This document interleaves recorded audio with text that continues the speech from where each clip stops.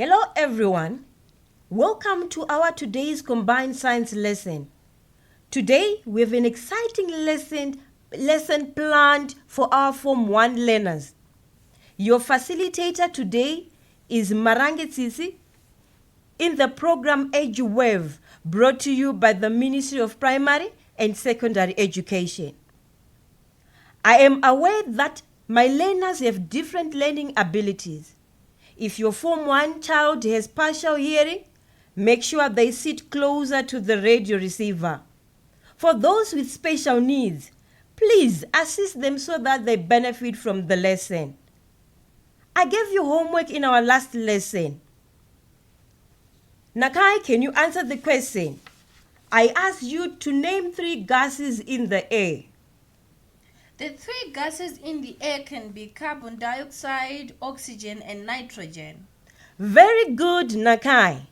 In today's lesson, we'll be exploring the fascinating topic of transport systems in plants, focusing on diffusion and osmosis, and how climate change affects these processes. Joining us in this journey are our 2 enthusiastic learners, Nakai and Paida. Are you ready, Nakai and Paida? Absolutely. I can't wait to learn more about plants and how they transport essential substances. Yes, I'm also excited. Let's dive right in. Great!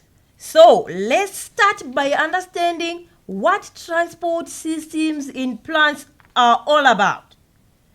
Just like humans have a circulatory system to transport blood and nutrients, plants have their own specialized systems. These systems help plants move water, nutrients, and other substances from one part of the plant to another. The 2 main processes we'll explore today are diffusion and osmosis. Diffusion and osmosis? Those sounds like complicated terms. Can you explain them in simple words? Of course. Nakai, let's begin with diffusion. Diffusion is the process by which particles move from an area of high concentration to an area of low concentration. It's a bit like when you open a bottle of perfume and the scent spreads throughout the room.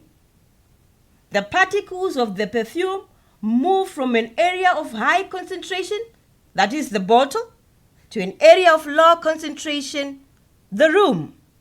Similarly, in plants, diffusion helps in the movement of gases such as carbon dioxide and oxygen from areas of high concentration to low concentration.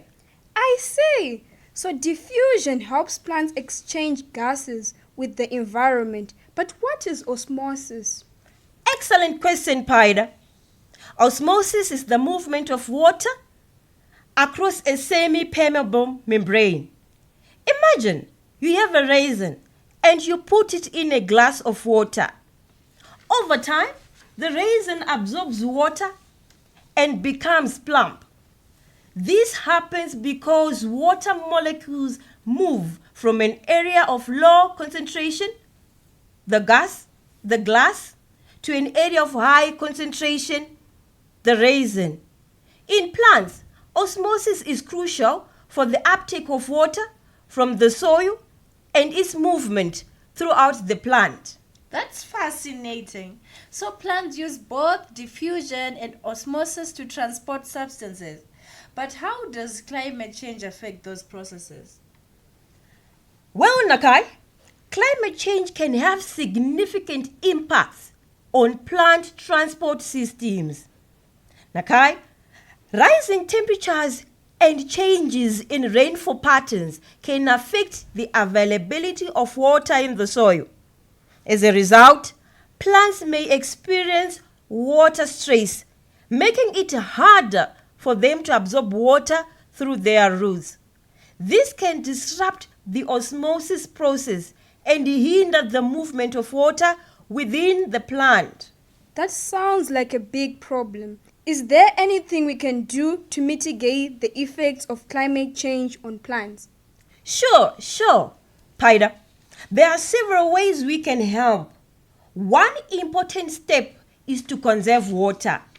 By using water wisely in our daily lives and promoting efficient irrigation methods, we can reduce water stress in plants.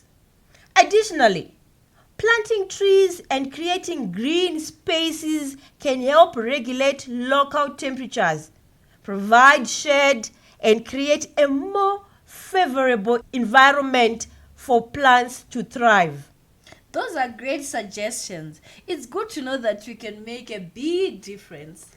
Definitely, we should all do our part to protect the plants and the environment.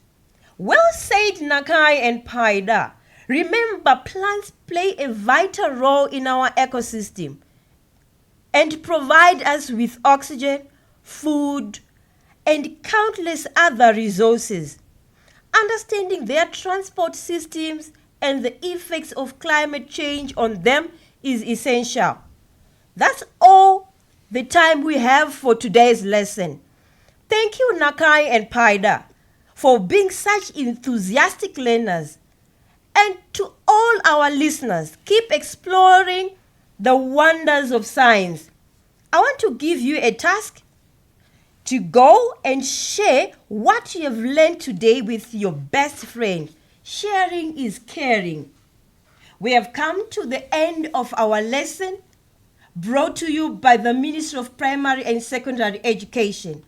I am your facilitator, Marangi Tsitsi. Until next time, keep learning and keep growing.